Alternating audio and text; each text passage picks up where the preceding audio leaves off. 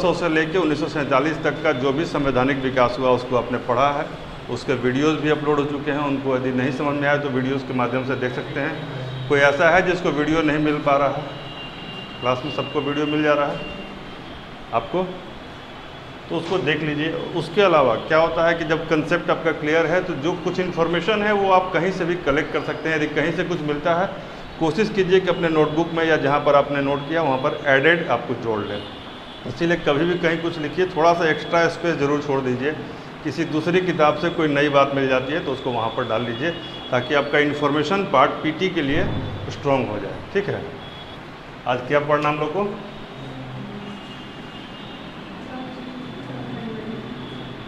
संविधान में जो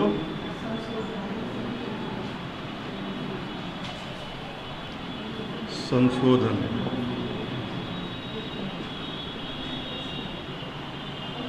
क्या बोलेंगे इसको?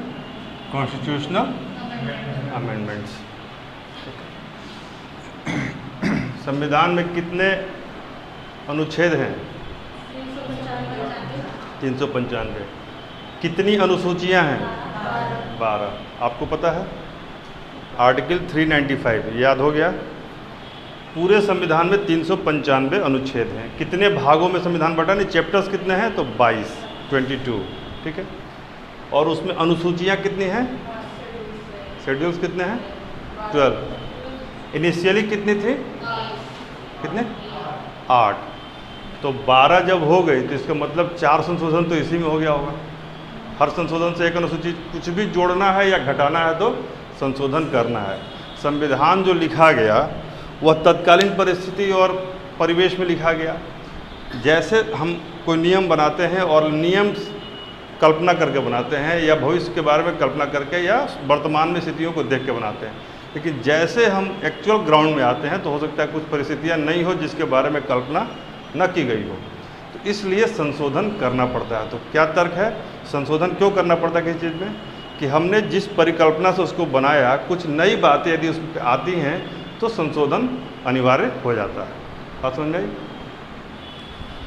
भारत जब नया नया आज़ाद हुआ तो सबसे पहली समस्या क्या आई? क्यों संशोधन करना पड़ा? नहीं, वो तो संशोधन किया गया। क्यों करना पड़ा? क्योंकि एक समाजवादी सपने के साथ, आज़ादी के सपने के साथ, और ये सपना किसी एक व्यक्ति ने नहीं देखा था आज़ादी का, हर वर्ग ने आज़ादी में भूमिका निभाई थी, चाहे वो मजदूर हों, शोषित हों, अपर हो या लोअर हो, फाइनेंशियली स्ट्रॉन्ग हो या वीक हो, महिलाएं हो या मजदूर हो, सब ने उसमें अपनी भूमिका निभाई थी और बढ़ चढ़ के। तो उन सबके सपने थे, सभी सपनों का एक समावेश था। और जब आज़ाद हुआ तो वो कुछ लोगों को लगा कि हमारे तो भाई सपने पूरे नहीं हो रहे हैं, ऐसे नियम बन गए हैं कि हमें तो कुछ मिलेगा ही नहीं। तो सबको अब क्या है कि इसमें कुछ अपना हक चाहिए था और अपने सपनों को पूरा करने के लिए एक प्लेटफॉर्म चाहिए था। तो एक समान व्यवस्था नहीं हो, लेवल प्लेइंग फील्ड ना हो, सम क्रीड़ा क्षेत्र ना हो, तो क्या आप इक्वल अपॉर्चुनिटी की बात कर सकते हैं? तो इसी इक्वलिटी को लाने के लिए लगा कि नहीं, जैसे भारत में क्या था, किसी किसी के पास 1000 बीघा ज़मीन है। अब ये तो नहीं है कि उन्होंने भगवान से रजिस्ट्री करा के आए थे कि हमारे पास 1000 बीघा ज़मीन होगा, कहीं ना कहीं वो एक्वायर्ड ही प्रॉपर्टी थी। सातवाहन काल में आपने देखा कि राजा उठते थे और कि जिस पे खुश थे उसको गांव का गांव और शहर का शहर पट्टे पर दे दिया या उसको दे दिया।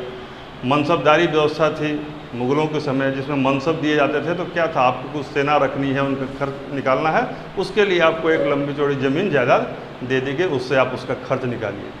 तो ऐसी व्यवस्थाओं में क्या हुआ कि कुछ लोगों के पास ज़मीनें ज़रूरत से ज़्यादा हो गई और कुछ लोग भूमिहीन हो गए। अक्सर जो लोग भूमि पे काम करते थे वो उनके मालिक नहीं होते थे उस ज़मीन के। तो स्वतंत्रता के बाद सरकार ने सोचा कि equal distribution of land establish किया जाए। तो कहा कि भाई आपका ज़मीन का परिसीमन होगा, यदि ज़्यादा ज़मीन है तो 30 एकड़ से ऊपर ज़मीन है तो उस ज़मीन को लेके हम उसको देंगे जो उस पर खेती करता है। ऐसे में जैसे करेंगे तो भाई ज़मींदार भी तो एक व्यक्ति है, उसके भी फंडामेंटल राइट्स हैं। तो वो चला गया कोर्ट, नहीं जाएगा। जब वो कोर्ट में जाएगा कि भाई हमारा ज़मीन है, हमारा अधिकार है, हमारे नाम पर है, तो वो कैसे दूसरे को दे सकते हैं? तो फंडामेंटल राइट, तो सुप्रीम कोर्ट ने कहा कि भाई ठीक तो है, फंडामेंटल राइट तो इसका है कि इसका ज़मीन, इसका हक, इसको बचाना सुप्रीम कोर्ट का है। लेकिन वहीं पर directive principle of state policy भी है जो कहती है राज्य को कि कल्याणकारी राज्य का निर्माण करें जिसमें सबके लिए कुछ ना कुछ हो। तो सुप्रीम कोर्ट ने कहा कि भाई ये तो कानून बाइंडिंग नहीं है लॉ का। उसी को बाइंडिंग करने के लिए पहला लाया गया कि हम तो कोई भी सुधार लाएंगे जन कल्याणकारी तो लोग कोर्ट चले जाएंगे, और कोर्ट जो है चूँकि वहाँ प्रोविजंस का अभाव है इसलिए कोर्ट कह देगा कि हम इसमें कुछ नहीं कर सकते भाई, हम फंडामेंटल राइट यदि आदमी का हनन होगा तो हम उसको सपोर्ट करेंगे। तो ऐसे दो मामले हो गए थे, मैंने पहले एक बार क्लास में जिक्र किया था, चंपक दुरई राजन का मामला और दूसरा मामला था शंकरी प्रसाद का मामला। इन दोनों मामलों में क्या हुआ, एक में जमींदारी वाले बात को लेकर और एक में एजुकेशन में रिफॉर्म्स को लेकर कोर्ट चले गए, और कोर्ट दोनों ही केस में शंकरी प्रसाद के फेवर में और चंपक दुरई राजन के फेवर में रहा। तो इसलिए पहला अमेंडमेंट किया गया। फर्स्ट अमेंडमेंट कब किया गया? 1951। इसमें क्या किया गया? 9th शेड्यूल डाला गया। इसमें कुछ विशेष प्रावधान 9th शेड्यूल में क्या है कि इसमें जो विषय डाल दिया जाएगा वो जुडिशियल रिव्यू से बाहर होगा। इट विल जुरिडिक्शन फर्स्ट वाले में। इसमें मान लीजिए 9th शेड्यूल डाला गया है। अब 9th शेड्यूल में कोई भी सब्जेक्ट डालेंगे तो उसका जुडिशियल रिव्यू नहीं होगा, यानी सुप्रीम कोर्ट के हाथ पांव बंध गए और सरकारों को क्या हो गया, मज़ा आ गया, अब कुछ भी डालना। तो इसमें बेसिकली दो तरह की चीज़ों को डालना शुरू किया गया। तो उसका भी एक नियम बनाया गया ना कि कैसे कैसे चीज़ें इसमें डाली जाएंगी। कि मान लीजिए सरकार अब मर्डर करने पे आमादा हो जाए तो वो नहीं डाला जाएगा इसमें। तो इसमें बेसिकली लैंड रिफॉर्म्स, भूमि सुधार। क्या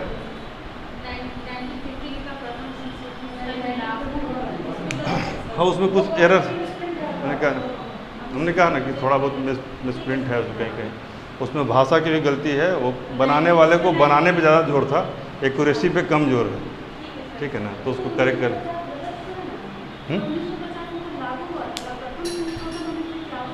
51 ही है, 51 उसमें नहीं लिखा, 50 लिख दिया लैंड रिफॉर्म्स। और एक है एजुकेशनल रिजर्वेशन, मतलब नहीं सोशल वर्ड इसमें नहीं है, इसमें है एजुकेशनल रिफॉर्म्स। तो एजुकेशनल रिफॉर्म उसका बेस क्या लिया जाएगा, वो लिया जाएगा SEBC, यानी social and economic reform for backward classes, को क्या बोलेंगे, SEBC। तो इसमें दो चीज़ें हैं, यानी लैंड पर के कुछ मुद्दों को वहाँ डाला गया और एजुकेशन को। चूँकि शंकरी प्रसाद लेकर आए थे लैंड का मामला और चंपक दुरई राजन लेकर आए थे एजुकेशन का मामला। तो अब क्या होगा, लैंड वाला जब होगा तो उसमें चला जाएगा, और जब एजुकेशन के संबंधी बात आएगी तो वो यहाँ पे चली जाएगी। इसी को आधार बना के कुछ, मान लीजिए सवाल आपसे घुमा के पूछेगा, बोलेंगे सर तो पढ़ाई नहीं आ गया, घुमा के ऐसा पूछ सकता है कि जैसे बहुत सारे मल्टीपल चॉइस क्वेश्चन रहते हैं ना, किन्हीं राज्यों में या साउथ के कई राज्य हैं जहाँ 50% से अधिक आरक्षण दिया जाता है, तो उसके लिए किस संशोधन का प्रयोग किया जाता है या किस अनुसूची का प्रयोग किया जाता है, तो उसमें यही इन्फोर्समेंट इसी में डाल दिया जाता है, ताकि वो सुप्रीम कोर्ट का गाइडेंस है कि 50 से ऊपर नहीं होना चाहिए। एक और गाइडेंस है कि जो पहले हो गया उसमें रिव्यू नहीं होगा, तो यदि नियम आने से पहले कर दिया तो भी ठीक है, और उसके बाद किया है तो इसमें डाल दिया, ठीक है, इसमें कोई दिक्कत किसी को। ये पहला है और इम्पॉर्टेंट है, इसका कंसेप्ट आपको समझ में आ गया क्यों करना पड़ा।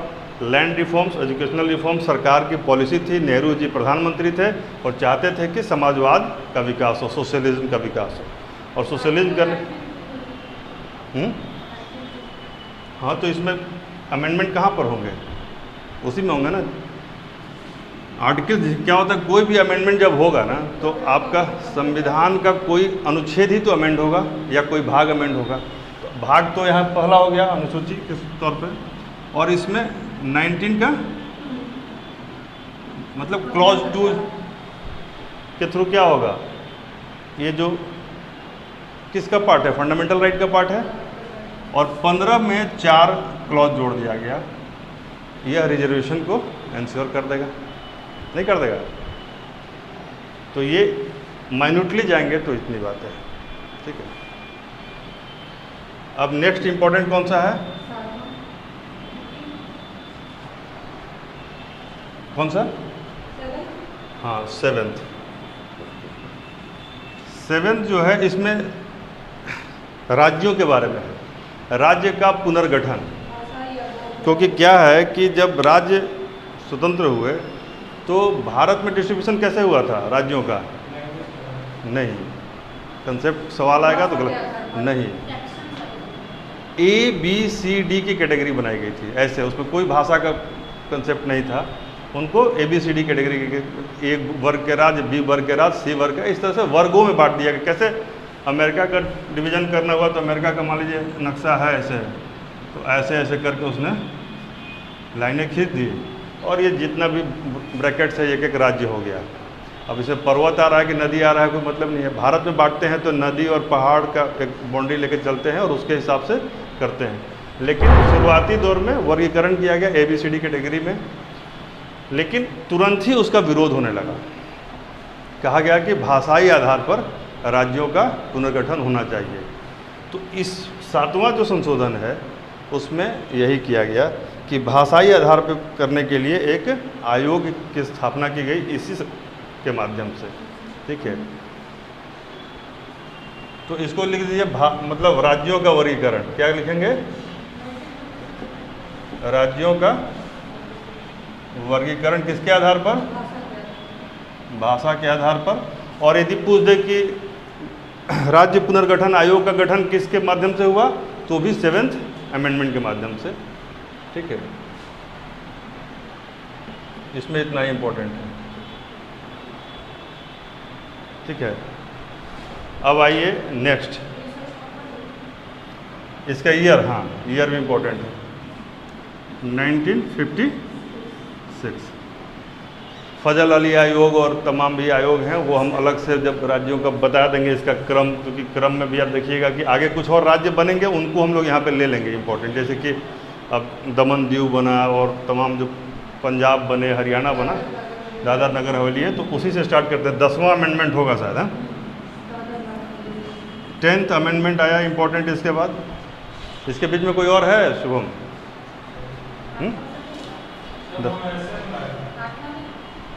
8वां क्या है? कैसे बस दिखा दीजिए। नहीं, अभी वो क्योंकि उसको कई बार और संशोधन हो गया, तो लास्ट वाला इंपॉर्टेंट है। पंजाब को लेकर कितने अमेंडमेंट हुआ, लैंग्वेज को लेकर कितने क्या अमेंडमेंट, रिजर्वेशन को लेकर क्या हुआ, भूमि सुधार को लेकर अमेंडमेंट। कंसेप्चुअली ठीक है, लेकिन क्रम नहीं बन पाएगा। क्रम बना के फिर कंसेप्ट पे हम लोग बात कर लेंगे आपके हिसाब से, ठीक है ना? वो भी अच्छा है। जैसे मान लीजिए एक तरीका तो ये भी हो सकता है कि मान लीजिए अनुसूचियाँ हैं, 8 अनुसूची थी, तो 9वीं अनुसूची किससे बनी? पहला संशोधन। अब 10वां अनुसूची कब बना, किस संशोधन से? दल बदल, 10वां में दल बदल है, तो कब बना? 1985 में बना। और किस संशोधन से बना? किससे? 52nd से। ठीक है, तो पहली अनुसूची यानी कि जो 9वीं अनुसूची हुई, अनुसूची में पहला संशोधन वही हुआ। उसके बाद 10वां, फिर 11-12 बच गया तो पंचायत और नगर पालिका है? पंचायत कौन सा है? 73, और नगर पालिका कौन सा है? 74, यानी 73rd और 74th क्या है? Panchayat and municipalities. तो अब यदि हम पूछे इस क्लास से कि 4 संशोधन तो आपको याद हो गए, कौन कौन? कौन कौन? 1 और 52 और 73 और 74। कितना आसान हो गया? 4% काम तो एक झटके में हो गया। मान लीजिए 100 को 100% मानते हैं तो 4 आपको याद हो गया। 1 में कौन सी अनुसूची जोड़ी गई? 9th। आप लोग ध्यान दीजिएगा, 1 में 9th, 52nd में 10th, और 73वीं में 11th, और 74th में 12th। यानी 8 अनुसूची थी। हमने कहा संविधान जब बना तब 8 अनुसूची थी। शेड्यूल्स कितने थे? There were 8 schedules. And how many were added? 4 were added, तो 12 हो गए। अब इसमें कोई दिक्कत? पहला 52 में हुआ, 51 में हुआ 9th। दूसरा ये 85 में हुआ, 85 में, और यह दोनों एक ही साल हुआ 93 में, 2 में, सॉरी नहीं 92 लिख सकते हैं, सवाल आएगा तो ठीक है। 92 में हुआ, लेकिन एग्जैक्टली ये इफेक्ट में आया 93 से। और हम लोग जब भी पंचायती राज की बात करेंगे, कहानी की शुरुआत करेंगे तो 93 आंसर लिखेंगे, ठीक है ना। अश्विन, ये चारों मैंने क्या लिखा है बताइए। संशोधन है, किस में संशोधन है ये?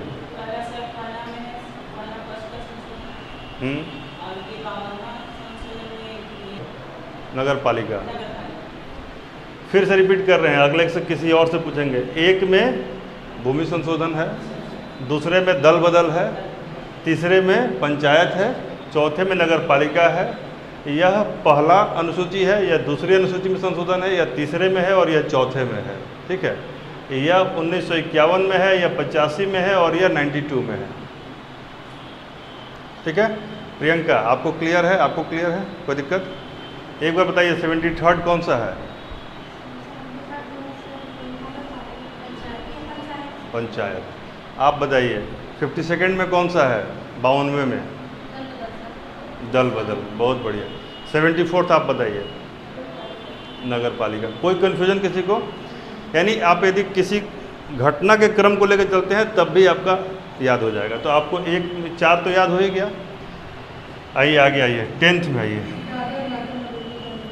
10 से 10 और 10 से दादर नगर हवेली। ऐसे ही आपका एक रिमार्केबल पॉइंट याद हो गया कि दोनों 10 से शुरू है। तो याद करने के लिए परीक्षा हॉल में कन्फ्यूजन भी होगा तो भी आपको याद आ जाएगा, दादरा नगर हवेली और द, ठीक है।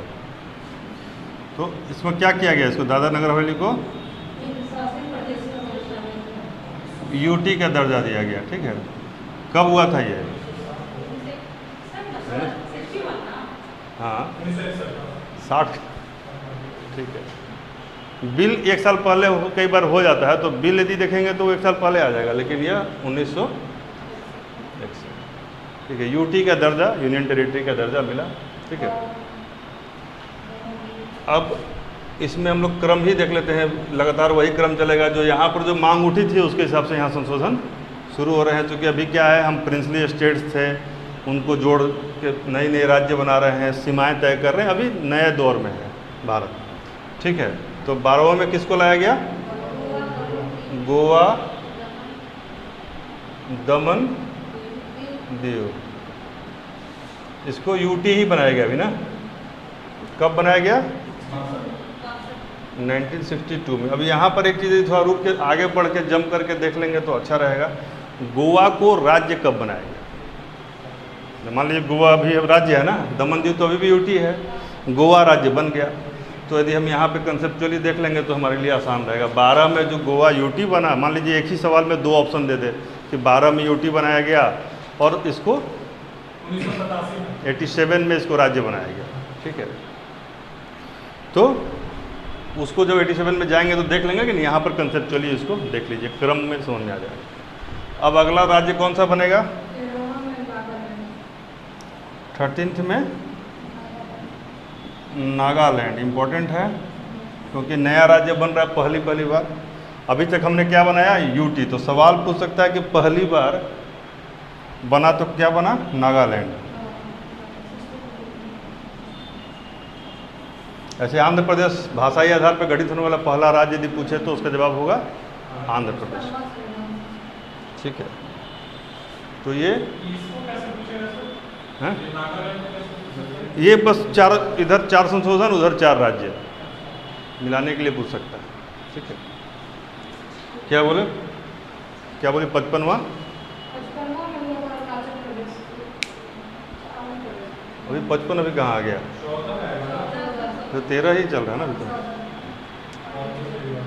अभी नागालैंड हो गया, फिर 14।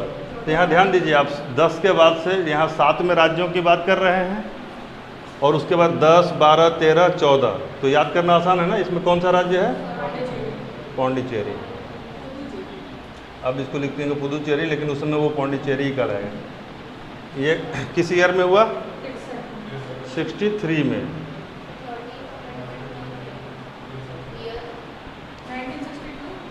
62 62। ये इम्पोर्टेंट लिखवा रहा है, चूँकि हैं तो 105 अभी संशोधन हो चुके हैं ना, कितने हो गए हैं? 105। तो आइए 14 के बाद कोई और राज्य बन रहा है? ये 18th बहुत इम्पोर्टेंट है। इसमें क्या है? पंजाब, हरियाणा और चंडीगढ़, पपीहा। इसके बाद है हिमाचल, इसके बाद है हिमाचल का देख लीजिएगा। ये 18वां है। ईयर कौन सा है इसका? 1966, ठीक है ना। तो कितने राज्य हो गए? दादर नगर हवेली 10वां में, 12वां में गोवा और दमन दीव, 13वां में नागालैंड, 14 में पुदुचेरी और 18 में पंजाब और हरियाणा और चंडीगढ़ भी। तो यूटीज फिर बाद में कन्वर्ट हो जाएंगी राज्यों में। फिर राज्य जो है उनका यदि विभाजन होगा तो फिर हम नए राज्य बनाएंगे। कैसे? जैसे बिहार झारखंड अलग हुआ, छत्तीसगढ़ और मध्य प्रदेश अलग हुआ, वैसे ही उत्तर प्रदेश और उत्तराखंड अलग हुआ। तो वह भी इम्पोर्टेंट है। जैसे आप झारखंड जा रहे हैं तो आपको तीनों का याद करना पड़ेगा। तो क्या है? 1 नवंबर 2000 छत्तीसगढ़, 9 नवंबर 2000 उत्तराखंड और 15 नवंबर 2000 झारखंड। तो 3 राज्य बढ़ के 6 राज्य हो गए। नेक्स्ट क्या है? 18 के बाद इम्पोर्टेंट कौन सा आर्टिकल? 21 में क्या है? हाँ, चलिए डाल दिए। बहुत संशोधन तो महत्वपूर्ण कहलाएगा ना। मान लीजिए भाषा, आपने कहा कि हमारी इतनी भाषाएं होंगी। कितनी भाषाएं थी पहले? 14 थी। तो 15वां भाषा यदि जुड़ रहा है तो यह इम्पोर्टेंट है, ठीक है। 21 में सिंधी को जोड़ा गया, ठीक है। ये ईयर कौन सा था? 1967। अच्छा, ये भाषा में सिंधी कहाँ जोड़ा गया? कौन सी? 8वीं अनुसूची में। हाँ, लिखा हुआ ठीक है, 8वीं अनुसूची में। पहले से कितनी भाषाएं थी प्रियंका? 8वीं अनुसूची में कितनी भाषाएं थी पहले से? 14। और ये 15वां भाषा के रूप में जोड़ा गया। इसके बाद 3 भाषा और जोड़ी जाएगी। इसको यहीं पे देख लेते हैं। मणिपुरी, सॉरी नेपाली,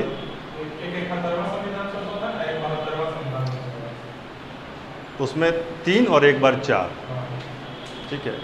तो 3 कौन कौन सी भाषा जोड़ी गई थी? नेपाली, मणिपुरी, कोंकणी, ठीक है।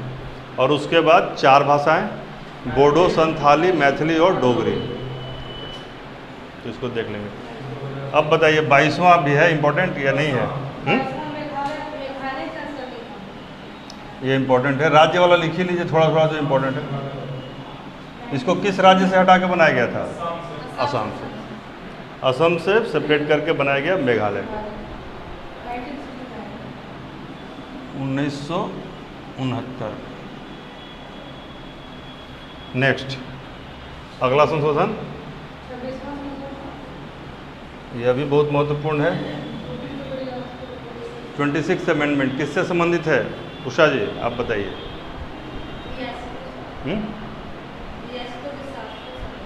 प्रिवी पर्स, रियासतों से संबंधित है। और प्रिवी पर्स मतलब रियासतों को भी समाप्त कर रहे हैं। और क्या कर रहे हैं समाप्त? प्रिवी पर्स को समाप्त कर रहे हैं। प्रिवी पर्स क्या होता है? कंसेप्ट पता है? क्या था कि बहुत सारी रियासतें थी, 500 से ऊपर रियासतें थी, और वो सब अपने आप को बहुत लंबा चौड़ा नाम रखते थे और राजा समझते थे अपने अपने एरिया के। तो उन्होंने, कुछ लोगों ने तो कश्मीर के जो आसपास थे, कुछ लोग पाकिस्तान में जाना पसंद किए, कुछ कहेंगे जो भारत में रहे, उन्होंने अपने लिए बहुत स्वायत्तता और बहुत सारी चीज़ों की मांग की कि हमको छेड़ा ना जाए, ठीक है। सरकार को तो किसी तरह से एकीकरण करना था, तो एकीकरण की जो शर्तें थी वो मान ली गई और उनको कहा गया कि भैया आपको हर महीने आप कुछ करें या ना करें, इतना रुपया का आपको पेंशन मिलेगा। लाखों में था वो, सामान्य नहीं था। और आपको ये सुविधाएं मिलेंगी, विशेष सुविधाएं राजा के तौर पर। तो उन्हीं चीज़ों को यहाँ पर हटा दिया गया। इंदिरा गांधी का समय होगा लगता है, कब का है? वो तो अंग्रेज दे रहे थे। यहाँ भारत सरकार ने भी अपने ही राज्य रजवाड़ों को जो भारत में मिलाने की शर्त पर सरदार वल्लभ भाई पटेल ने जब रियासतों का एकीकरण किया तो कुछ शर्तें मानी थी कि आपको एक प्रीवी पर्स दिया जाएगा, यानी कि पेंशन दिया जाएगा, जो कि अच्छा खासा अमाउंट होता था। उसके अलावा कुछ उपाधियाँ दी जाएंगी, उपाधियों की स्वतंत्रता होगी और तमाम चीज़ें। तो उसको यहाँ पर उन्होंने कहा कि आपको जो विशेष सुविधाएँ और प्रीवी पर्स है उसको किसने ख़त्म किया? ये कब का है? 71 में कौन था प्रधानमंत्री भारत का? हाँ, खतरनाक क्या 26। और रियासतों को दी जाने वाली सुविधाएं, फैसिलिटीज़ को, स्पेशल जो फैसिलिटीज़ थी और यह सुविधा कही है इसको, उसको समाप्त किया। कब? 1971 में। किसने किया? इंदिरा गांधी ने। बहुत ही खतरनाक जितने भी डिसीजन है ना, तो उसमें आप समझ लीजिए कि इंदिरा गांधी ही होंगी, क्योंकि इंदिरा गांधी को जब पहली बार लाया गया तो उस समय वो बहुत ही सिंपल लेडी थी, लेकिन चूंकि अपने पिता के साए में रहते हुए उन्होंने राजनीति के बहुत नज़दीक से देखा था, तो वो जानती थी कि राजनीति में जब तक फुल ऑटोक्रेसी नहीं रहेगी कोई भी सुधार संभव नहीं है। और इंदिरा गांधी की मानसिकता को समझना होगा। जब भी उन्होंने कोई काम किया है तो उसमें उनकी मानसिकता ये रही कि पार्लियामेंट सुप्रीमेसी को इस्टेब्लिश करना, पार्लियामेंट सुप्रीम होना चाहिए और एग्जीक्यूटिव और जुडिशरी को उसको फॉलो करना चाहिए, ये उनका कंसेप्ट था। अदरवाइज़ क्या होता है कि सबका चेक एंड बैलेंस होता है, लेकिन वो चेक एंड बैलेंस के लिए तैयार नहीं थी। उनके अंदर था कि जब हम कह रहे हैं तो वो होना चाहिए। तो मेजोरिटी में नहीं थी तो कई बार गोलकनाथ जैसे मामले भी आ गए। गोलकनाथ का मामला याद है? गोलकनाथ के मामले में सुप्रीम कोर्ट ने ये डिसीजन दिया था कि संविधान का 2-3 भाग जिसको आप लोग ये कह रहे हैं वो संशोधनीय नहीं है, जैसे आर्टिकल 13(1), 368 क्लॉज 2, इस तरह की बात। मतलब कहना है कि फंडामेंटल राइट्स को कहीं भी आप छेड़छाड़ नहीं कर सकते हैं। गोलकनाथ में मोटा मोटी यह एस्टेब्लिश कर दिया गया था। तो यह सरकार के लिए एक धक्का था। सरकार ने कई जगह ऐसे काम किए थे। तो इंदिरा गांधी उसमें चूँकि माइनॉरिटी में थी, उनके पास फुल मेजॉरिटी नहीं थी, तो इंदिरा गांधी जब दोबारा मेजॉरिटी में आती हैं तो उन्होंने पहला काम यही किया कि गोलकनाथ के फैसले को पलटते हुए 24वां संविधान संशोधन, ये तो 26वां है ना, 24वां क्या था? 24th संविधान संशोधन क्या था?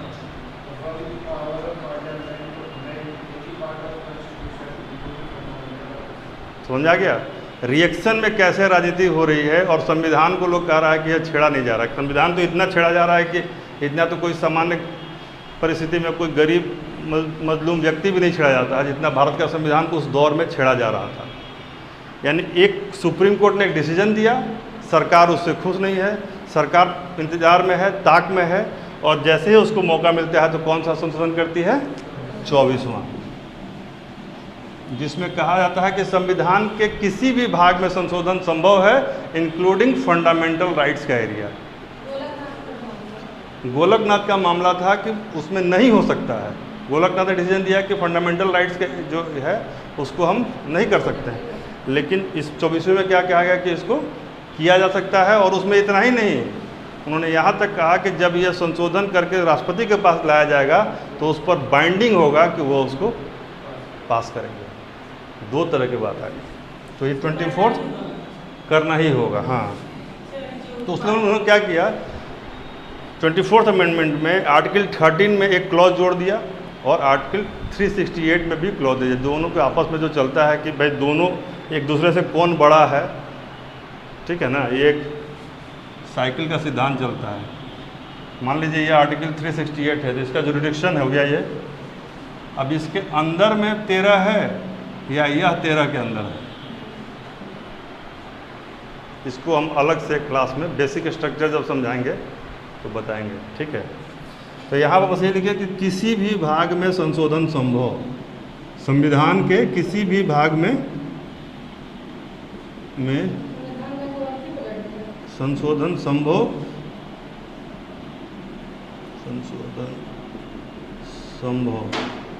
इंक्लूडिंग FR, फंडामेंटल राइट्स वाले एरिया में थे, और राष्ट्रपति को उसको मानना पड़ेगा, ठीक है। 18। हाँ, ये इससे प्रीव्यू पर जो था ना, ये जो रियासत थे, इनकी उपाधियां जो लंबी लंबी होती थी तो उसको बंद किया गया और कहा गया कि सेना गैलेंट्री मेडल वगैरह जो देगी उसको अलग प्रोविज़न से रखा जाएगा। बाकी जो आप रायण की उपाधि जो होती थी और कुंवर की उपाधि होती थी, नारायण बहादुर की उपाधि, इन सब उपाधियों को अंत किया गया।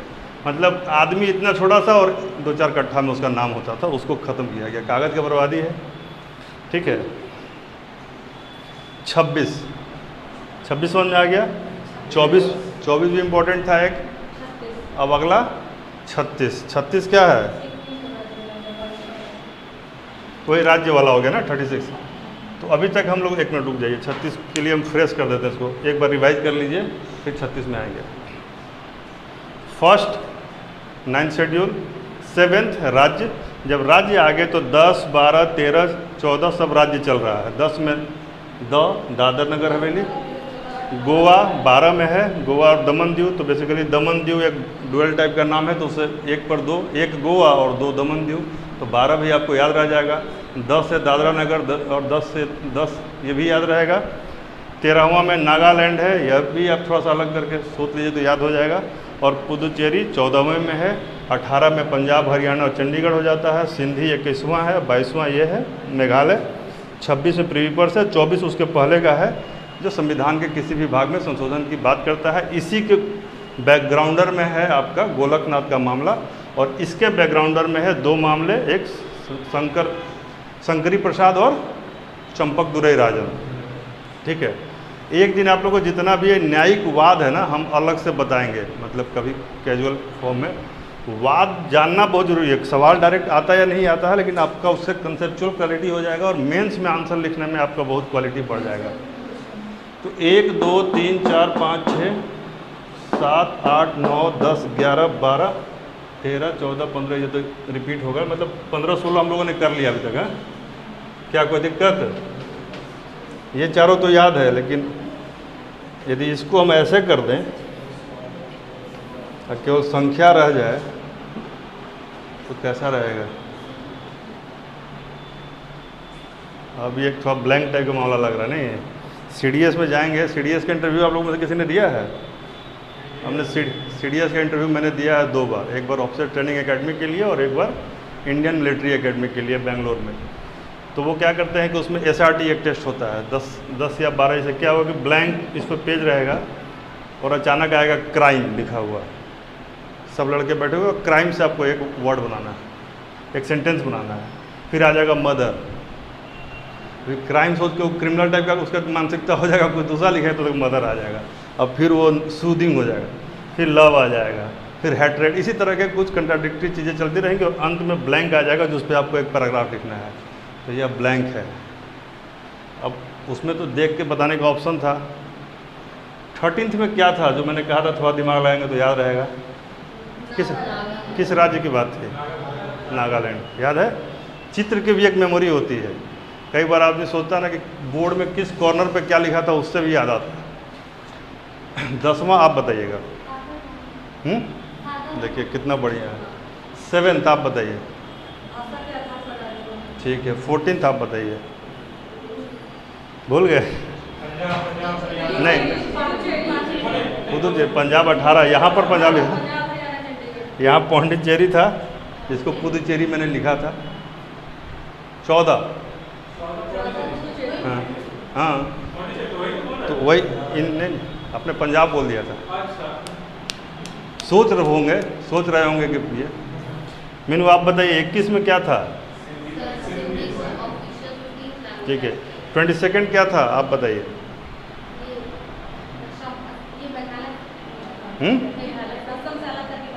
गुड। 24th में क्या था? अश्विन। शुभम आप बताइए 24th में।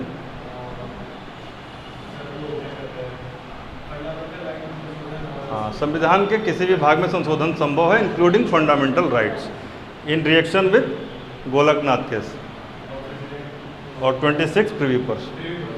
ठीक है। तो हम मान के चल रहे हैं एक सवाल में आप लोग, मतलब इनसे मैंने पूछा वो ब्लैंक हुआ, अदरवाइज सबका जवाब आपने सही दिया। अब मान रहे हैं कि यह भी आपको याद हो गया होगा। चलिए अच्छा है। संविधान संशोधन यदि लिखते लिखते याद हो जाए तो एक सवाल आपका किसी भी परीक्षा में कंफर्म रहता है, किसी न किसी तरीके से डायरेक्ट या इनडायरेक्ट इसका यूज करके एक या दो सवाल आते ही आते हैं। चलिए अब 26 के बाद हम लोग कहाँ गए? 36 में। तो आई 36 ये कब हुआ था? 1975 में। गुड। अब इसमें सिक्किम है,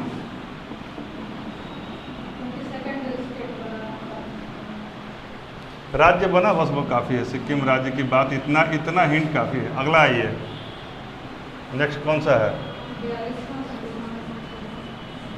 इस संशोधन था कि संविधान का सर्जरी था? बैकग्राउंडर इसका बहुत लंबा है, एक से 2 क्लास तो उसी में लग जाएगा। यह सिचुएशन क्यों आया, ये कब हुआ था, इससे समझ में आ जाएगा कब हुआ था। ये 1975 में लाया गया, 76 में आ गया ना, 76 में ना। इसको कहते हैं मिनी कॉन्स्टिट्यूशन। क्या कहते हैं संशोधन को? Mini constitution. ऐसा क्यों कहा गया होगा? कंसेप्ट बताइए। बहुत सारे संशोधन किए गए। इसमें इतने ज़्यादा संशोधन किए गए कि अपने आप में एक बड़ा भाग लग रहा था। बेसिक इसमें अच्छी मोटी मोटी बातें क्या थी, मतलब हम लिखेंगे नहीं, हम आपसे डिस्कस कर रहे हैं। प्रस्तावना में भी चेंज किया गया। 3 वर्ड डाले गए, कौन कौन सा? समाजवादी, पंथ निरपेक्षता हिंदी में कहेंगे तो सेकुलर, और इंटेग्रिटी की बात की गई। ठीक है, ये 3 वर्ड। इसी संशोधन में कहा गया कि भारत में जो कार्यकाल संसद का है वो 5 साल के बदले अब 6 साल का होगा। एक ये कर दिया गया। उसके अलावा वो प्रेसिडेंट को वो क्या बोलते हैं, बाद में कर दिया गया कि जो ये वाला धन विधेयक और संशोधन से लेकर कुछ होगा आपको दे रहे हैं। मतलब इसमें रिस्ट्रिक्शंस लगाए गए प्रेसिडेंट्स के पावर्स पर, इसको शॉर्ट में ऐसे कहेंगे। और हाई कोर्ट का जो रिट जुडिक्शन था उसको भी कर्टेल किया गया। Writ jurisdiction was curtailed by this amendment. यानी कि रिट क्या था? फंडामेंटल राइट का रक्षक था और उसको छोड़ा किया गया। तो फंडामेंटल राइट को कहीं ना कहीं अब बहुत चोट पहुंचाया इस संशोधन ने, और नागरिक देश का कमज़ोर हुआ, सरकार तानाशाही की तरफ बढ़ी, और वैसे तमाम इसमें डिसीजन लिया गया जिसमें सुप्रीम कोर्ट कमज़ोर हो रहा है, भारतीय आम जनता के अधिकार सीज हो रहे हैं, यहाँ तक कि आपके विधायिका में भी जो कुछ लोग जुड़े हुए हैं जैसे आपको उनका भी प्रीमियर का अधिकार कम हो रहा है। और कहा गया कि एक मूल कर्तव्य भी होगा। तो मूल कर्तव्य किससे जोड़ा गया? 42वां से। तो मूल कर्तव्य में कर्तव्यों का सेट है, एक कर्तव्य नहीं है, कई काम लिखे गए हैं। ठीक है, 11 हो गए। तो मूल कर्तव्य का लिस्ट भी एक बार देख लीजिएगा कि क्या क्या इसमें जोड़ा गया। तो ये हो गया। अब इसके रिएक्शन में आएगा 44वां, क्योंकि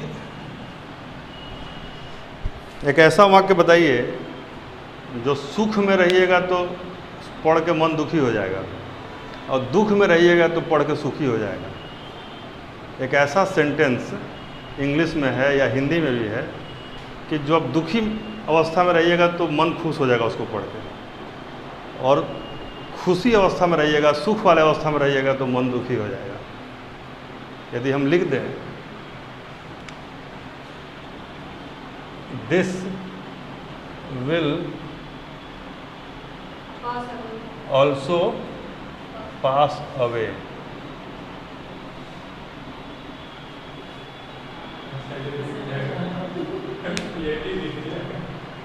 यह भी गुजर जाएगा।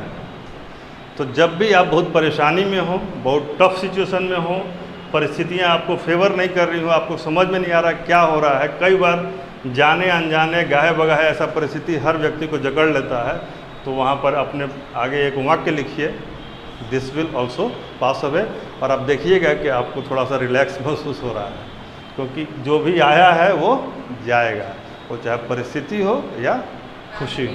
लेकिन आदमी भी हो सकता है। कोरोना काल में तो लोग ऐसे ही चले गए बिना बुलावे के। अब क्या है कि यदि आप बहुत खुश हैं, करोड़ों रुपया आपने गबन कर रखा है, उसके ऊपर बैठे हुए हैं, सब सोच रहे हैं कि हमको तो अब निश्चित सैलरी हो गई है, तमाम चीज़ें हो गई है, इनकम, तो सुबह सुबह आप जब चिड़ियाखाना जाइएगा मैं 1-2 दिन गया, फिर जाना छोड़ दिया। वहाँ वैसे लोग आ रहे हैं जो अमरता की कामना करते हैं कि भाई हमारा तो एकदम मोटी कमाई हो चुकी है, गबन भी कर चुके हैं, तमाम चीज़ें हैं, आ चुके हैं, अब हमको अपने आप को फिट रखना है ताकि इसका उपभोग कर सके। लेकिन भगवान ने ऐसा बनाया ना कि this will also pass away, उनका भी गुजर जाएगा। हम चूँकि एज ए जर्नलिस्ट मेरे पास ऐसे कई बातें आती हैं, लोग करोड़ों करोड़ रुपये लेके मेरे पास आए नोटबंदी के समय में कि इसका हमको कुछ उपाय बताइए। हम लोग फेंक दीजिए गड्ढा में जाके, इसका उपाय यही है। और क्या कर सकते हैं, जब आपने इसका सदुपयोग नहीं किया तो दुरुपयोग कर लीजिए। कहने का मतलब है कि कोई भी अराजक से अराजक स्थिति हो उसको भी बीतना था, और वो बीता। फिर अगला स्थिति आया 44 में। चूँकि सरकार चली गई, एक नई सरकार आई, और नई सरकार ने ये कब किया, 1978 में। तो बाय डिफ़ॉल्ट ये मेरा बर्थ ईयर है, मेरा जो बर्थ ईयर है 1978 है। तो वैसे भी हमारे साथ जो है ना ऐतिहासिक घटनाएं जुड़ी हुई हैं। मतलब आप विश्वास नहीं कीजिएगा, मेरा एंगेजमेंट हुआ था 15 अगस्त को। देश आज़ाद हुआ और हम जो है जिम्मेदार हुए। गुलाम तो नहीं कह सकते हैं, लेकिन जिम्मेदार, क्योंकि जब भी आप कॉन्स्टिट्यूशन फ्रेमवर्क लेते हैं तो जिम्मेदारी आपको लेनी पड़ती है कि आप अपने हिसाब से चलाने में कैपेबल हैं या नहीं, कि अभी भी वाइट मैन के ऊपर में बर्डन है। तो ये 1978 में मेरा जन्म हुआ, तो इसलिए मुझे लगा कि रिफॉर्मेशन तो यहाँ से कुछ ना कुछ है, तो ये अभी एक ये रहा। तो क्या रिफॉर्म किया गया, इसमें जो भी गलत प्रोविजंस थे उसको करेक्ट करने का प्रयास किया गया। हाई कोर्ट का जो जुडिक्शन था उसको फिर से बहाल किया गया। फंडामेंटल राइट्स पे जो कर्टेलमेंट्स आई थी उनको फिर से ठीक करने का प्रयास किया। मतलब कि इसको एक वर्ड में लिखिए कि इसको रिवर्स किया गया 1/42 रफली, यानी कि इसका इन्वर्सली प्रोपोर्शनल, यानी कि इसको सुधारात्मक कर दीजिए। यहाँ पे क्या लिखेंगे हिंदी में, सुधारात्मक। और जो 6 साल का मामला था उसको फिर से 5 साल कर दिया गया। फिर 5-5 चल रहा है, चलने दो, पंचवर्षीय योजनाएं चेंज हो जाएंगी, तमाम चीज़ें चेंज हो। लेकिन बात है इसमें एक ऐसा प्रोविज़न आया था जो कहा गया कि इस सदी के अंत तक यह चलता रहेगा। 42वें में एक प्रोविज़न आया था कि इस शताब्दी के अंत तक यह प्रोविज़न चलेगा। मैं एग्जैक्टली उसको रिकॉल नहीं कर पा रहा हूँ, लेकिन आप जब पढ़िएगा तो देख लीजिएगा। हाँ, ये जो था इसमें, तो 44 तक आ गया। नेक्स्ट, हाँ, ये एक महत्वपूर्ण है। इसमें जो संपत्ति का अधिकार, जो फंडामेंटल राइट था, उसको मतलब राइट टू प्रॉपर्टी को क्या किया गया, स्टैट्यूटरी राइट बनाया गया, विधिक मतलब लीगल राइट। संपत्ति के अधिकार को कानूनी, और 300 में कौन सा था, क एड।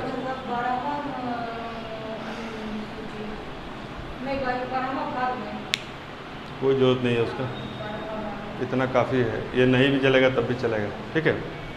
तो 44th अमेंडमेंट, एक क्विक रिकैप। 36 में हम सिक्किम, यहाँ कोई नहीं है। 42 में मिनी संशोधन, इसमें कई प्रोविजंस थे, आप लोगों ने महत्वपूर्ण देख ही लिया उसमें। और 78 में, यानी कि जो 44वां संशोधन होता है, उसमें इसको रिवर्स किया जाता है और संपत्ति के अधिकार को जोड़ा जाता है। संपत्ति का 6 साल जो किया गया था उसको 5 कर दिया गया। 5 को 6 इसमें किया गया, 6 को 5 इसमें किया गया। समझा गया। नेक्स्ट कौन सा, हाँ 5%। नेक्स्ट इंपॉर्टेंट कौन सा होगा शुभम, और इम्पोर्टेंट क्या हो सकता है जो हम लोग पहले पढ़ चुके हैं। 50 सेकेंड कर लेते हैं जो वहाँ पे देखे थे, ठीक है ना। 50 सेकेंड,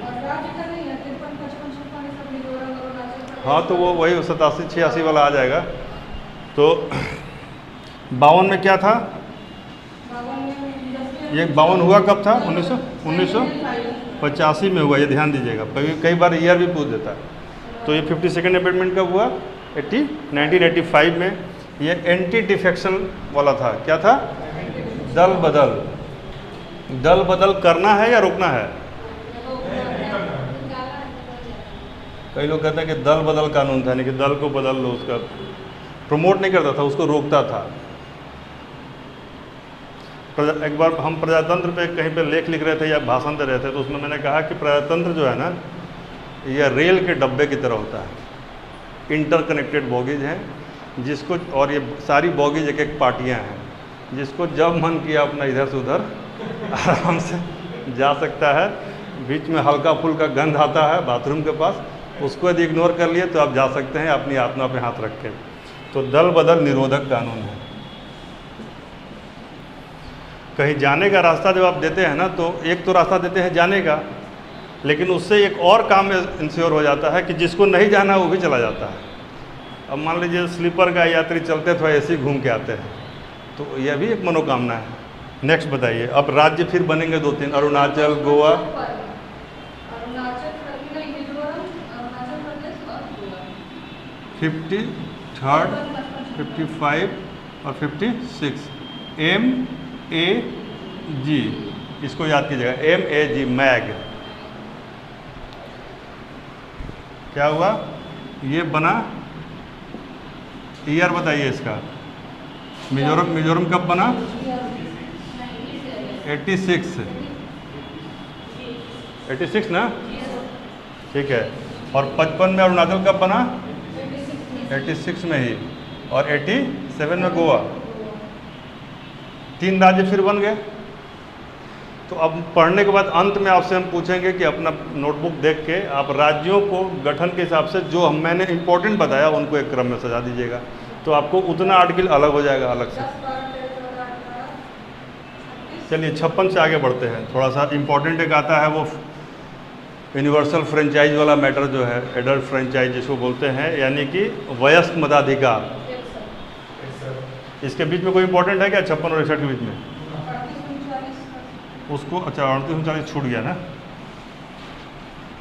38 उतना इंपॉर्टेंट नहीं है। 39 में क्या था? 39 एक इंपॉर्टेंट छूट रहा है।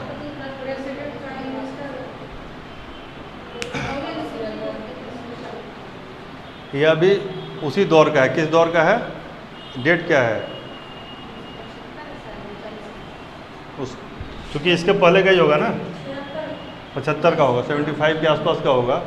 तो इसमें उन्होंने, इंदिरा गांधी ने फिर एक अमेंडमेंट कर दिया था। वो क्या किया कि राष्ट्रपति, उपराष्ट्रपति, प्रधानमंत्री और स्पीकर को किसी भी कोर्ट, मतलब कि उनके किसी भी फैसले को, किसी भी बात को, फैसले को तो नहीं कहेंगे, किसी भी बात को कोर्ट में क्वेश्चन नहीं किया था। प्रिविलेज उनको दे दिया, विशेषाधिकार के तहत उनको ला दिया। तो यह क्या था? कहीं ना कहीं से कोर्ट को एक बार फिर से कर्टेल किया गया। और यह वही दौर था, सोचिए कि यह संशोधन जब हो रहा था, 39 कॉन्स्टिट्यूशन अमेंडमेंट हो रहा है, कॉन्स्टिट्यूशन में संशोधन हो रहा है, और उसमें क्या किया गया है कि आधे जो विपक्ष के नेता हैं जेल में थे। खेल समझिए। जो 39वां संशोधन इसलिए महत्वपूर्ण है कि यह संशोधन उस वक्त हुआ जब आधे लोगों को जेल में डाला जा चुका है, और उस समय आप एक संशोधन कर रही हैं जिस संशोधन में प्रधानमंत्री को किसी भी क्वेश्चन के दायरे से बाहर नहीं, उसमें तो सारा नियम उसके पहले ही चेंज कर दिया था ना उन्होंने। और उसमें फिर क्या आया कि साधारण बहुमत से वो संशोधन पारित हुए। साधारण बहुमत से, प्रेजेंट एंड वोटिंग जो टर्म होता है ना, प्रेजेंट एंड वोटिंग से पारित हो गया।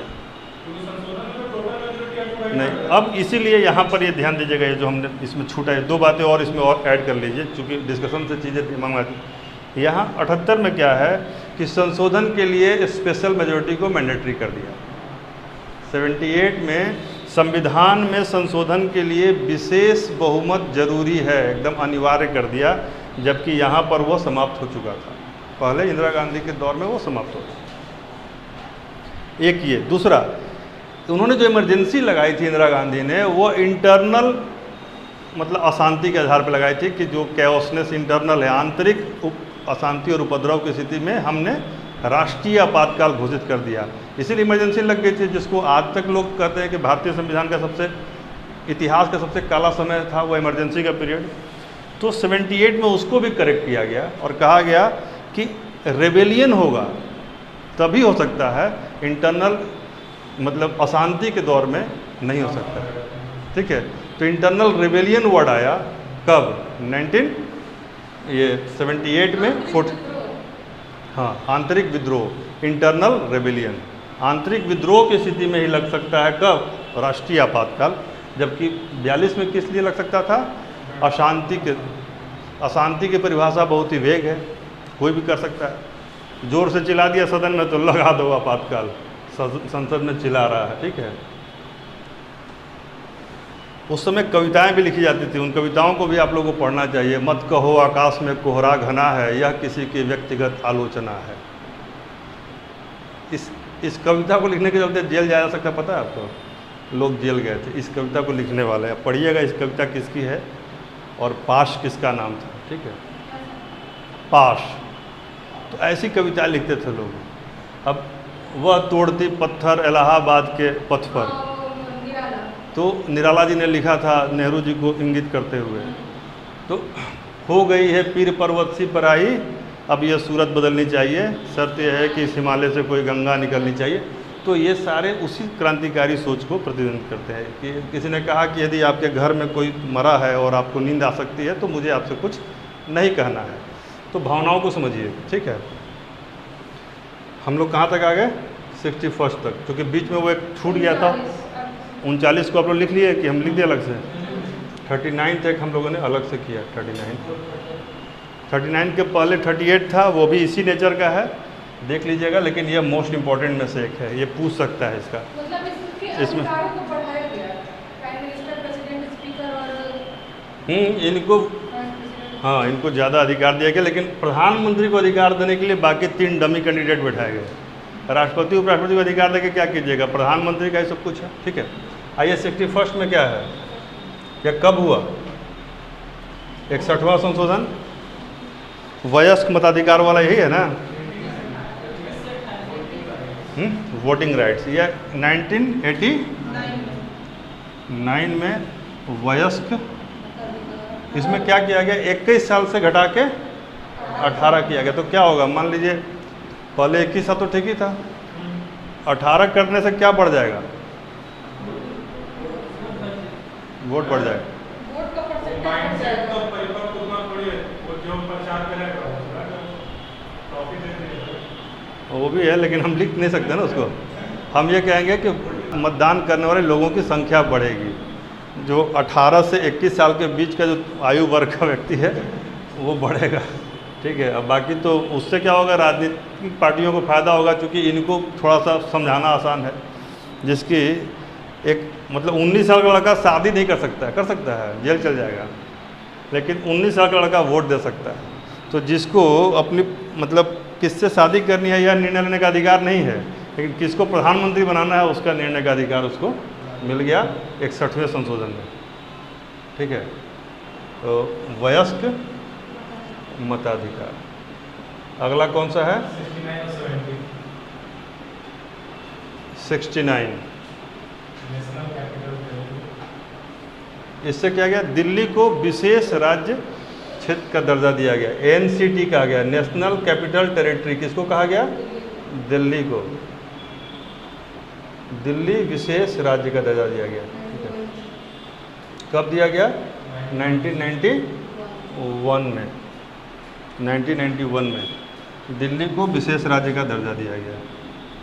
बाकी क्या है? 2 कैटेगरी है, एक राज्य है और एक केंद्र शासित प्रदेश है। लेकिन यह एक विशेष है, नेशनल कैपिटल टेरिटरी है। न तो राज्य है पूरी तरीके से, पूर्ण राज्य का दर्जा नहीं है, इसलिए पूर्ण राज्य की मांग हो रही है दिल्ली के लिए।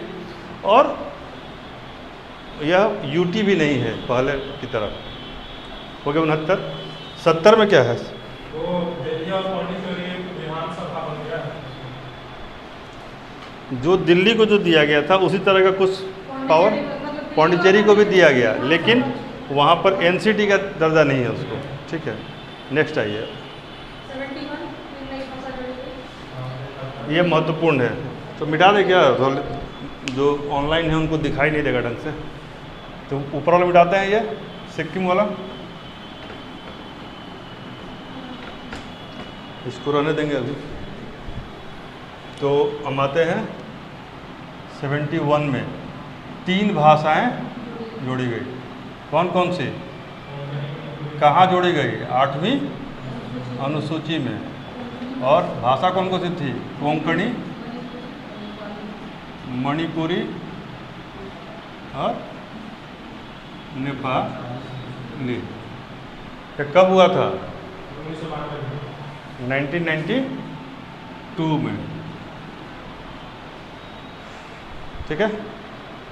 3 languages were added to the schedule of Indian Constitution in 1992, that is 71st constitutional amendment।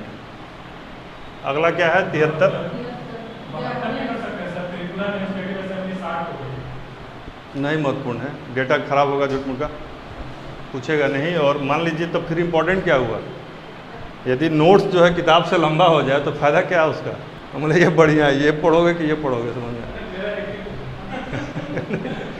ये तो पॉइंटर्स है, पॉइंटर्स ठीक है। तो 73rd हम लोग पहले पढ़ चुके हैं, 74th पहले पढ़ चुके हैं। अब इसको हम बताएंगे नहीं, पूछेंगे। 73rd बताइए आप। गुड। पंचायत कब हुआ था अश्विन? ईयर। इसमें क्या जोड़ा गया था पंचायत वाले में? 11वीं अनुसूची। उसमें कितने टॉपिक्स हैं? 29। और इसमें कितने हैं? 18। 29 और 18 भी मान लीजिए क्वेश्चन का अकाल पड़ेगा तो वो भी पूछ सकता है। तो इसमें 29 टॉपिक्स हैं। ठीक है, क ख ग करके 29 विषय हैं इसमें। यह ईयर कौन सा था? 1993 लिखिए इसको, 3 ही लिखिए। और यहाँ है म्यूनसिपाल्टी। म्यूनसिपाल्टी यानी नगर पालिका। पालिका इसमें कितने सब्जेक्ट जुड़े? 18। और यह कब हुआ? 1993 में। देख लीजिएगा, जिस बिल पेश किया गया, पूछने का मतलब नहीं है, बना। हाँ 93 ही इसको लिखिए, ठीक है ना। हो गया 73, 74 आगे हम लोग आगे बढ़े, 93 तक आ गए हैं। अभी हम लोग 21 तक आना है। एक तरीका दूसरा भी है, एक तरीका दूसरा भी है। 74 के आगे आइए। अगला महत्वपूर्ण कौन सा हो जाएगा? 86। ये बहुत ही इम्पोर्टेंट है, मोस्ट इम्पोर्टेंट में से एक है। शिक्षा के अधिकार को मौलिक अधिकार में डाला गया। ठीक है। इसके लिए देखिए, शिक्षा के बारे में प्रावधान कहाँ कहाँ पर था ये बताइए। हमारे फंडामेंटल राइट के एरिया में 21A 45th और हमारा मूल कर्तव्य में, यानी कि सरकार को भी निर्देश था, गार्जियन को भी निर्देश है, मूल कर्तव्य। ठीक है। ये 3 बातें हमारे संविधान में पहले से थी। यानी DPSP में क्या होता है? सरकार से अपेक्षा होती है। और इसमें क्या होता है? मूल कर्तव्य में माता पिता का कर्तव्य है और यहाँ पर एक जिम्मेदारी है। ठीक है। तो ये कब आया? 86 2002 में। इसका प्रोविज़न क्या था कि 6 से 14 साल के बच्चों को अनिवार्य और निःशुल्क शिक्षा का प्रावधान किया गया। नेक्स्ट आइए। इसके बाद इम्पोर्टेंट कौन सा है? ये हम लोग ऑलरेडी पहले देख चुके हैं, 92nd। इसमें क्या है? भाषा वाला में सुधार का एक चल रहा है, क्रम अनुसूची में सुधार, ध्यान दीजिएगा। और एक क्रम चल रहा है भाषा में सुधार का, यानी 8वीं अनुसूची में सुधार का। ठीक है। तो भाषा में सुधार पहली बार कब हुआ था? सिंधी लाई गई 21वां में। ठीक है। सिंधी के बाद ये लाया गया 71वां में। अब फिर 92 में भी मन नहीं भरा, कुछ और लाया गया। क्या लाया गया? 4 भाषाएं हैं। 4 भाषा कौन कौन? BDMS कर दें, BDMS याद रहेगा। बोडो, डोगरी, मैथिली और संथाली। ये 4 लैंग्वेज ऐड किए गए 92nd अमेंडमेंट में। और ये कब हुआ था? ईयर 2003। अब हम लोग 21 के नज़दीक आ रहे हैं ना।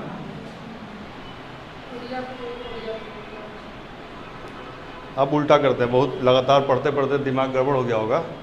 तो अभी जो लेटेस्ट इस साल हुआ है हम लोग उसमें आ जाते हैं, जम्हाई भी आ रही है, लोगों को थोड़ा सा चेंज करते हैं, नहीं तो बोरियत टाइप का हो जाएगा। ठीक है, 2021 अभी चल रहा है। अब हम लोग आगे से पीछे नहीं, पीछे से इधर चलते हैं। 87 तक सेंसस 2001 हुआ। परिसीमन की बात जो कर रहे हैं, हाँ हाँ 87, तो 2001 के आधार पर तो वो 2001 तक इम्पोर्टेंट था, 2001 के बाद उसका कोई मतलब नहीं। ठीक है ना, उसके बाद तो हम अगला 11 आ गया 2026 तक हो गया ना, वो चला गया ना। डिलिमिटेशन। तो वही जब वो आता है उस समय इम्पोर्टेंट होता है, बाकी इसको भी इतना पूछेगा नहीं।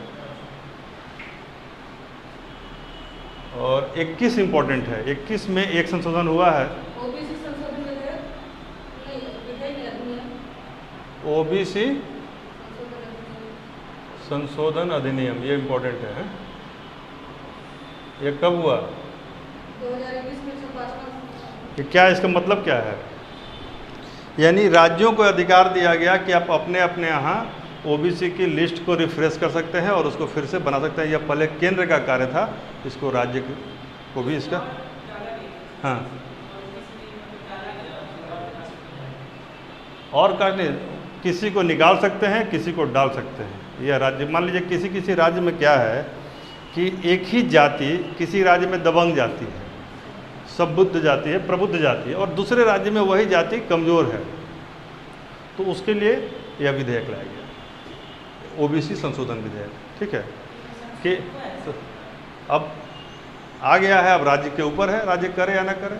अब उसमें क्या है कि जैसे गुज्जर और जाट हैं जो कि हैं मजबूत, लेकिन कह रहे हैं कि हमको पिछड़े वर्ग में डाला जाए, तो उनको डाल दिया जाएगा। अब राज्य सरकार यदि दबाव में आ जाएंगे, डाल देंगे। हमारा देश जो है विकास के क्रम में पिछड़ा होने के दौड़ में बहुत आगे चल रहा है, तो इसके विरोधाभास को समझिए। ठीक है, जब जनता को समझ में आ जाएगा कि इसमें कुछ रखा नहीं है, ये सब नेता वोट लेने के लिए कर रहे हैं, तब इसका मांग कम हो जाएगी, और जब मांग खत्म होगी तो सबके लिए समान। क्या कभी ऐसा आंदोलन किसी को करते हुए देखा है कि ऐसा स्कूल होना चाहिए जिस स्कूल में समान व्यवस्था सारे स्कूल में हो, वह निःशुल्क? मान लीजिए किसी को यदि फ्री पढ़ाया जाए, बेहतर व्यवस्था दी जाए, तो क्या कोई जाके विरोध कर देगा कि क्यों इसको फ्री में पढ़ा रहे हैं? ऐसा कभी देखा है? सरकार की मंशा ऐसी है कि सबको एकदम बराबर पढ़ाई दिया जाए। यदि 21 साल के बाद हम कोई कंडीशन दे सकते हैं और 21 साल तक समान कंडीशन में किसी भी जाति के बच्चे को आप एक साथ रख देते हैं, तो क्या वो सेम परफॉर्मेंस नहीं करेगा? सेम परफॉर्मेंस कर सकता है, लेकिन सरकार को तो वोट बैंक चाहिए। तो ये सारी चीज़ें उसी में चलती रहेंगी। हमको अपना दिमाग लगाना है, आपको भी अपना दिमाग लगाना है, और जिसको जब तक जो लाभ मिल रहा है उसका लाभ भी उठाना है।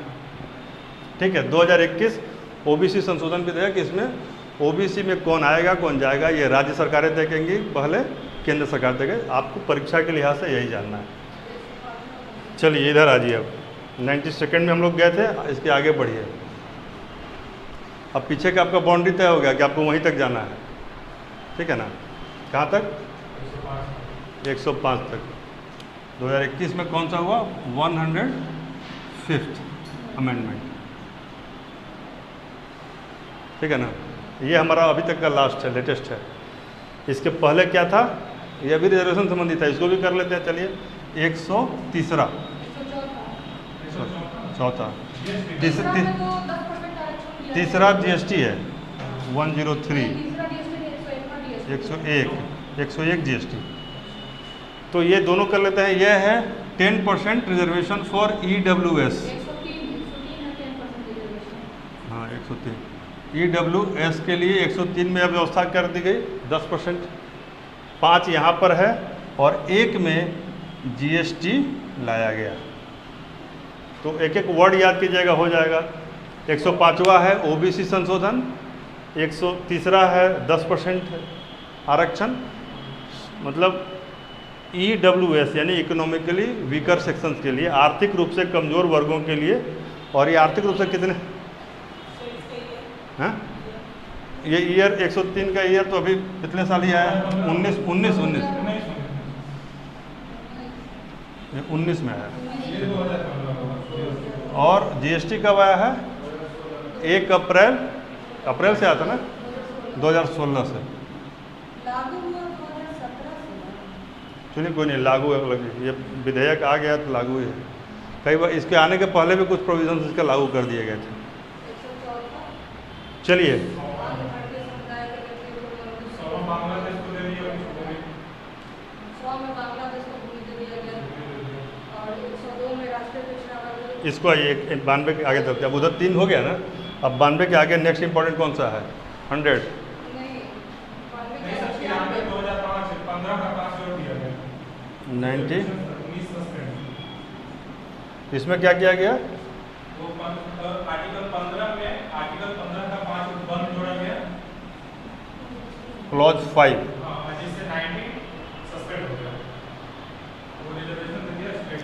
ये आरक्षण संबंधी प्रावधान है, ठीक है। एजुकेशन और अन्य के आधार पर कल्चरली वही शैक्षिक और सामाजिक आधार पर ये मतलब आरक्षण का आधार देता है, ठीक है। किस आधार पर होता है? एजुकेशन और सोशल, इस पर। 93। उसके बाद इंपॉर्टेंट कौन सा है? 96 वो क्या है? इंडिया को दिया ये चूँकि लेटेस्ट थोड़ा सा आजकल चल रहा है चलन कि उड़ीसा को ओडिशा लिख रहे हैं, तो ये क्या किया गया कि संविधान की 8वीं अनुसूची में जो उड़िया भाषा लिखा हुआ था उसको ओडिया भाषा लिखा गया। क्या लिखा गया? उड़िया को ओडिया।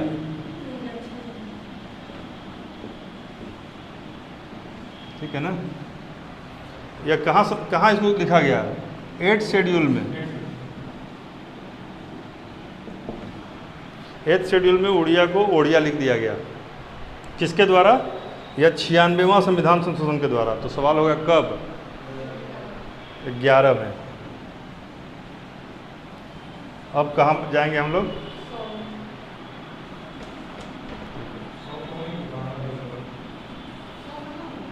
100। चलिए लिख लीजिए। जो बांग्लादेश है इसको हमने कुछ ज़मीन दिया और इससे कुछ ज़मीन लिया, तो यह बात यहाँ पर के साथ एक्सचेंज। 100 कहाँ दे दिया? 111 17,000 हेक्टेयर दे दिया, 7,000 दे दिया। ठीक है।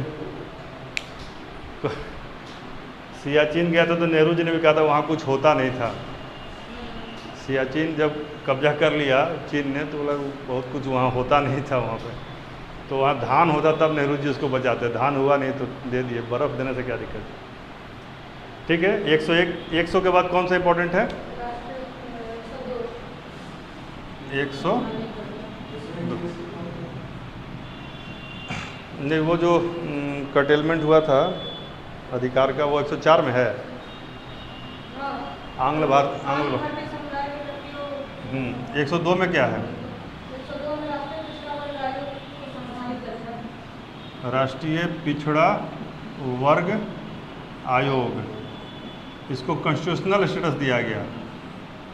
ये अभी इम्पोर्टेंट नहीं है, यह जब बना था तो उसके 1 साल की परीक्षा के लिए महत्वपूर्ण था, अभी महत्वपूर्ण नहीं है। ठीक है। 102 का ईयर जो है, अब बताइए गेस कीजिए क्या हो सकता है? हम 102 किस साल में लागू हुआ था? 2018। 104 103 तो हम देख ही चुके हैं, 104 भी इम्पोर्टेंट है।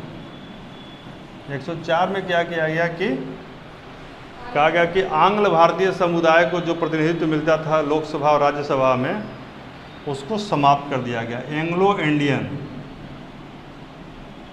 के लिए क्या था? 2 सदस्य को हाँ, तो उस प्रोविजन को, जो कि अब वो काम हो चुका था, वो होता है कि राष्ट्रपति यह तय करेगा कि यदि उन समुदाय का प्रतिनिधित्व कम है तो उसकी संस्तुति या नॉमिनेशन के लिए रिकमेंडेशन कर सकता है। तो इसको समाप्त कर दिया गया, एंग्लो इंडियन वाले प्रोविज़न को हटा दिया गया। एक और इसमें था, एक को समाप्त किया गया और एक को बढ़ा दिया गया। मतलब कि लोकसभा और राज्यसभा में एससी और एसटी का जो प्रतिनिधित्व है इनका जो आरक्षण है, मतलब कि उनका SC/ST का इतना वर्ग आना चाहिए, इसको एक ही बार कब तक के लिए बढ़ा दिया गया? 2030। यानी कि इनके लोकसभा राज्यसभा में SC/ST के रिजर्वेशन को 2030 तक के लिए बढ़ा दिया गया। शॉर्ट में आप ये बात लिख सकते हैं। अभी के हिसाब से परीक्षा में जाएंगे, सबसे महत्वपूर्ण है आपका 105 का OBC संशोधन। विवाद में अभी इस पर बहुत लोग संघर्ष कर रहे हैं, बहुत लोग इसमें चाह रहे हैं कि आरक्षण पे एक बार ऐसे ही किसी परीक्षा सेंटर पे बहस होने लगती है। कुछ लोग आरक्षण का लाभ ले रहे होते हैं, कुछ लोग आरक्षण का लाभ नहीं ले पाते हैं और संघर्ष आपस में करते हैं। उनको समझ में नहीं आता है कि यह आपस में संघर्ष का मैटर ही नहीं है। जिसको जो लाभ मिल रहा है वो तब लेने में क्या दिक्कत है, नहीं मिल रहा है कोई बात नहीं है। तो एक सज्जन ने कहा कि अब तो आप लोग को भी मिलने लगा है, मतलब किसी दूसरे कैंडिडेट से कहते कि अब तो आप लोग को भी मिलने लगा। तो वो उस बंदे ने कहा कि लग रहा है कि आपको अपनी जेब से ही देना पड़ रहा है। तो ऐसे हॉट आर्गूमेंट की शुरुआत होती है। तो ये अभी डिबेटेबल चल रहा है। कई लोग चाह रहे हैं कि इसको बंद कर दिया जाए या गलत परंपरा की शुरुआत हो गई है। इसलिए मैं स्टूडेंट से कहूँगा कि मान लीजिए आप इस वर्ग में आते हो या इस वर्ग में, जिस वर्ग में आते हो उस वर्ग और संवर्ग का फ़ायदा लीजिए और जिस लाभ को सरकार आपको देना चाह रही है, एक्चुअल लाभार्थी उसका लाभ ले। तो कोई भी विधेयक, मुझे नहीं लगता कि EWS से कुछ फायदा है। तो तुम परीक्षा हॉल से बाहर चले जाओ, ठीक है। कारण क्या है कि फ़ायदा और नुकसान के तराजू पर नहीं है, यह सामाजिक समरूपता के तराजू पर है। और सामाजिक समरूपता लाने के लिए कई आंदोलन हुए, उसमें से एक माओवाद भी है। तो एक आदमी कहता है कि जो छोटा है उसको बड़ा करके बराबर कर दिया जाए। थ्योरी दो चलती है ना। एक थ्योरी क्या है, मान लीजिए यहाँ पर एक रेखा है और यहाँ पर एक रेखा है, तो दो तरीका है, या तो इसको बड़ा कर लिया जाए, इसके बराबर कर लिया जाए। लेकिन यदि ये 6 फीट का है और ये 5 फीट का है तो इसको काट दिया जाए 1 फीट ऊपर से। तो ऊपर से 1 फीट काटेंगे तो क्या कटेगा? गर्दन कटेगा। तो माओवाद में कई बार यही बात आती है कि हमें बराबर करने के लिए अगले का गला भी काटना पड़े तो काटा जा सकता है। और इसीलिए जो माओवादी जब हमला करते हैं, नक्सली हमला करते हैं, तो वो गर्दन काट देते हैं। तो सामाजिक समरसता और समरूपता लाने का तरीका बेहतर क्या है, सरकारें कर सकती हैं, इसको बड़ा कर सकती हैं और इसके लिए इस तरह का प्रोविजंस काम करते हैं। तो हम सरकार पे डायरेक्ट जो आरोपण कर देते हैं, दोषारोपण, वो भी सही नहीं है। हमें अपने ऊपर भी झांकना होगा। यदि हम रेल की पटरियों पे बैठ के बैकवर्ड होने का बात करेंगे तो हम आगे नहीं जा सकते हैं। यह हमको भी समझना है एक नागरिक के तौर पर। नागरिक अगड़ा और पिछड़ा नहीं होता है। गवर्नमेंट कैसे कर सकता है?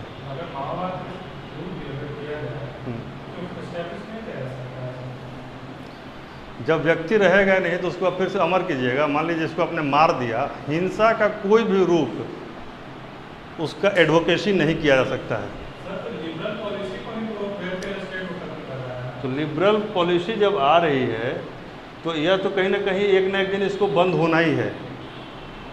जैसे अभी देखिएगा, रिजर्वेशन बहुत ही कंट्रोवर्शियल टॉपिक है, उस पर ऑनलाइन हम बात कर रहे हैं, उससे भी बड़ा रिस्क ले रहे हैं।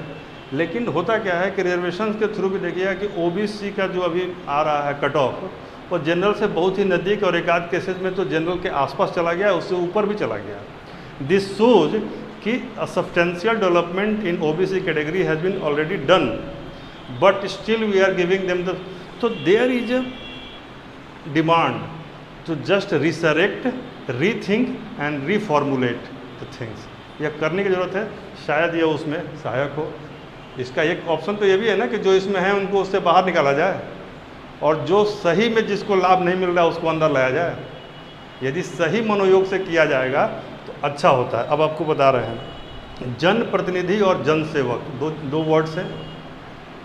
रिप्रेजेंटेटिव होते हैं जनप्रतिनिधि, यानी कि जो नेता पार्लियामेंटेरियन है या MLA हैं वो जनप्रतिनिधि हैं, और जनसेवक यानी कि जो हमारे IAS PCS और जो अधिकारी वर्ग हैं वो जनसेवक हैं। तो लोगों को लगता है कि हम इतना पढ़ लिख के IAS बने हैं और एक अनपढ़ आदमी जो है हमारा मालिक बन गया, नेता बन के, मंत्री बन के नहीं हो गया। लेकिन सोचिए कि यदि जनप्रतिनिधि लाल बहादुर शास्त्री की तरह हो, अटल बिहारी वाजपेयी की तरह हो, तो क्या जनसेवक को उसके अंदर काम करने में दिक्कत होगी? और यदि जनसेवक TN शेषन की तरह हो तो क्या कोई भी जन नेता उसका सम्मान नहीं करेगा? तो आप अपने कद को इतना बड़ा कीजिए कि आप उस ऊंचाई को हासिल कीजिए जहां पर ये व्यवस्थाएं छोटी हों और आपका व्यक्तित्व बड़ा हो। इसलिए फोकस कीजिए कि विद्यार्थी का जो लक्षण है उसको अपने अंदर लाइए। वो लक्षण क्या है कि सत्येन ब्रह्मचर्येण व्यायामेनाथ विद्यया देशभक्त्या आत्मत्यागेन सम्मानार्ह सदा भव। कुछ भी कीजिए उसमें आपको कहीं ना कहीं देशभक्ति और आत्मत्याग की बात होनी चाहिए। आज के लिए इतना ही।